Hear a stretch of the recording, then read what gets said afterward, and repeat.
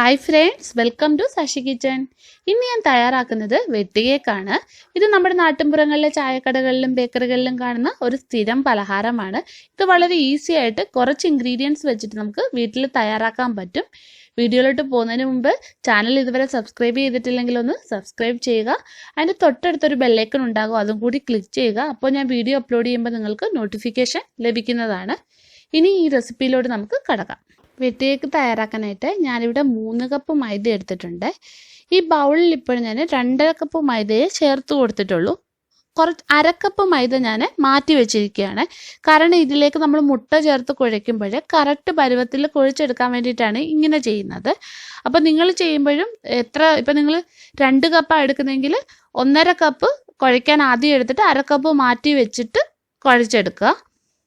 പിന്നെ ആവശ്യമെങ്കിൽ മാത്രം കുറേശ്ശെ ചേർത്ത് കൊടുത്തിട്ട് കുഴച്ചെടുക്കുക. അങ്ങനെ ചെയ്യുമ്പോൾ കറക്റ്റ് പരുവത്തിൽ നമുക്ക് കുഴച്ചെടുക്കാൻ പറ്റും. ഇനി ഇതിലേക്ക് 2 ടേബിൾ സ്പൂണ് റവ ചേർത്ത് കൊടുക്കാം. വെട്ടുകേക്കിന് ഒരു ക്രിസ്പിനെസ്സിന് വേണ്ടിയിട്ടാണ് ഈ റവ ചേർത്ത് കൊടുക്കുന്നത്. പിന്നെ വേണ്ടത് ബേക്കിംഗ് പൗഡറാണ്. 1/2 ടീസ്പൂണ് ചേർത്ത് കൊടുക്കാം. നിങ്ങളുടെ കയ്യിൽ ഇപ്പം ബേക്കിംഗ് പൗഡർ ഇല്ലെങ്കിൽ സോഡാപ്പൊടി ചേർത്ത് കൊടുത്താലും മതി. ഇനി ഇതിലേക്ക് ഒരു നുള്ളു ഉപ്പും കൂടി ചേർത്ത് കൊടുക്കാം. ഇതൊരു വിസ്കോ സ്പൂണോ വെച്ചിട്ട് നീ നല്ലോണം ഒന്ന് മിക്സ് ചെയ്തെടുക്കണം. അല്ലെങ്കിൽ ഒരു അരിപ്പ് വെച്ചിട്ട് ഒന്ന് ഇടഞ്ഞെടുത്താലും മതി കേട്ടോ.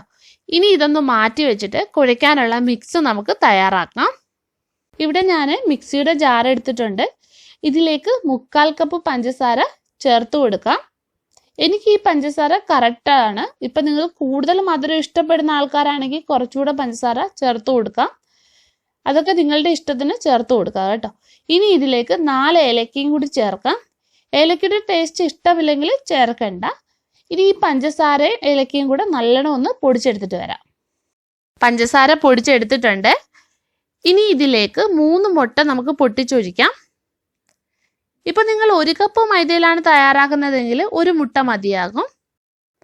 പിന്നെ വേണ്ടത് 1 ടീസ്പൂൺ വാനില എസൻസ് ആണ്. പിന്നെ ഞാൻ ഇതിലേക്ക് 1 ടേബിൾ സ്പൂൺ നെയ്യ് ചേർക്കുന്നുണ്ട്. നെയ്യുടെ ടേസ്റ്റ് ഇഷ്ടമല്ലെങ്കിൽ നിങ്ങൾ സൺഫ്ലവർ ഓയിൽ ചേർത്ത് കൊടുത്താലും മതിയേ. ഇനി ഇതെല്ലാം കൂടി ഒന്ന് മിക്സിയിലിട്ട് അടിച്ചെടുക്കാം. ഇതെല്ലാം മിക്സിയിലിട്ട് അടിച്ചെടുത്തിട്ടുണ്ട്. ഈ വെട്ടുകേക്കിലേക്ക് എടുക്കുന്ന മുട്ട ഫ്രിഡ്ജ് വെച്ചതാണെങ്കിലേ ഉടനെ തന്നെ വെട്ടുകേക്ക് തയ്യാറാക്കാനായിട്ട് എടുക്കരുത്. അത് പുറത്തൊക്കെ വെച്ച് തണുപ്പ് മാറിയതിന് ശേഷമേ ഉപയോഗിക്കാവൂ.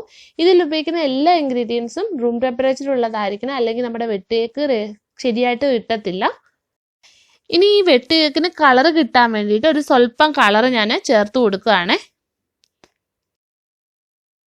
ഇനി നമ്മൾ മിക്സ് ചെയ്ത് വെച്ചിരിക്കുന്ന പൊടിയിലോട്ട് മുട്ടയുടെ മിക്സ് ചേർത്ത് കുഴച്ചെടുക്കാം. എന്നിട്ട് നമ്മൾ ബാക്കി വെച്ചിരിക്കുന്ന 1/2 കപ്പ് മൈദയില്ലേ, അത് കുറേശ്ശെ ചേർത്തിട്ട് കുഴച്ചെടുക്കുക.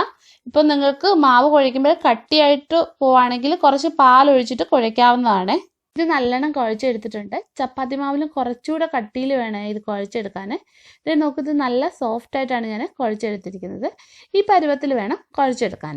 ഇനി ഇതൊരു 2 മണിക്കൂർ നമുക്ക് റെസ്റ്റ് ചെയ്യാൻ വയ്ക്കാം. ഇതിൻ്റെ മുകൾ ഭാഗം കട്ടിയാവാതിരിക്കാൻ കുറച്ച് നെയ്യോ എണ്ണയോ ഒന്ന് തടവി കൊടുക്കാം. എന്നിട്ടൊരു നനഞ്ഞ തുണി വെച്ചിട്ട് അതിൻ്റെ മുകളിൽ ഇട്ട് കൊടുക്കാം. എന്നിട്ട് ഇതൊന്ന് മൂടി വയ്ക്കാം. 2 മണിക്കൂറിന് ശേഷം നമുക്കിത് വെട്ടുകേക്ക് തയ്യാറാക്കിയെടുക്കാം. 2 മണിക്കൂർ കഴിഞ്ഞിട്ടുണ്ട്. ഓപ്പൺ ആക്കി നോക്കാം. ഇനി ഇത് നമുക്ക് വെട്ടുകേക്കിൻ്റെ ഷേപ്പിൽ കട്ട് ചെയ്തെടുക്കാം. അതിനായിട്ട് ഞാൻ ഈ മാവ് 2 പകുതിയാക്കി എടുക്കാം. എന്നിട്ടിത് ഒരു പകുതി എടുത്തിട്ട് റോളാക്കാം. മാവ് റോൾ ചെയ്തെടുത്തിട്ടുണ്ട്. ഇനി ഇതിൻ്റെ 2 അരികും നമുക്ക് കട്ട് ചെയ്ത് മാറ്റാം. എന്നിട്ട് ഏത് വലുപ്പത്തിലാണോ കേക്ക് വേണ്ടത് ആ അളവിൽ നമുക്ക് കട്ട് ചെയ്തെടുക്കുക. ഇതെല്ലാം കട്ട് ചെയ്ത് എടുത്തിട്ടുണ്ട്. ഇനി ഇത് വെട്ടുകേക്കിൻ്റെ ഷേപ്പിൽ നമുക്ക് കട്ട് ചെയ്യാം.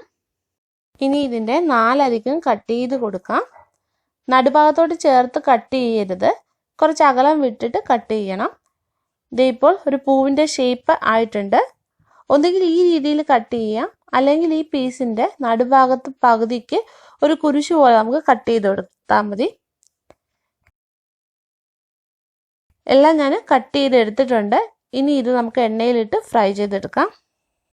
എണ്ണ ചൂടായി വന്നിട്ടുണ്ട്. ഇനി ഇതിലേക്ക് ഓരോന്നിട്ട് നമുക്ക് വറുത്തെടുക്കാം. ഒരുപാട് എണ്ണ അങ്ങ് ചൂടാകരുത്. അതുപോലെ തന്നെ തീ കുറച്ചിട്ട് വേണം ഇത് വറുത്തെടുക്കാൻ. തീ കൂട്ടിയിടുവാണെങ്കിൽ ഇതിൻ്റെ ഉൾഭാഗം നമുക്ക് വെന്ത് കിട്ടത്തില്ല, അതിൻ്റെ പുറംഭാഗം അങ്ങ് കരിഞ്ഞും പോകും. അപ്പോൾ അതൊക്കെ ശ്രദ്ധിച്ചിട്ട് വേണം വെട്ടുകേക്ക് തയ്യാറാക്കാൻ. ഇത് മൂത്ത് വന്നിട്ടുണ്ട്. എണ്ണയിൽ നിന്ന് നമുക്കിനി കോരി മാറ്റാം. ഇതേ നമ്മുടെ വെട്ട് കേക്ക് ഇവിടെ റെഡി ആയിട്ടുണ്ട്. എല്ലാവരും ഇതൊന്ന് ചെയ്ത് നോക്കണം. വീഡിയോ ഇഷ്ടപ്പെടുകയാണെങ്കിൽ ലൈക്ക് ചെയ്യണം, ഷെയർ ചെയ്യണം. അപ്പോൾ ഇനി മറ്റൊരു റെസിപ്പിയുമായിട്ട് നമുക്ക് കാണാം.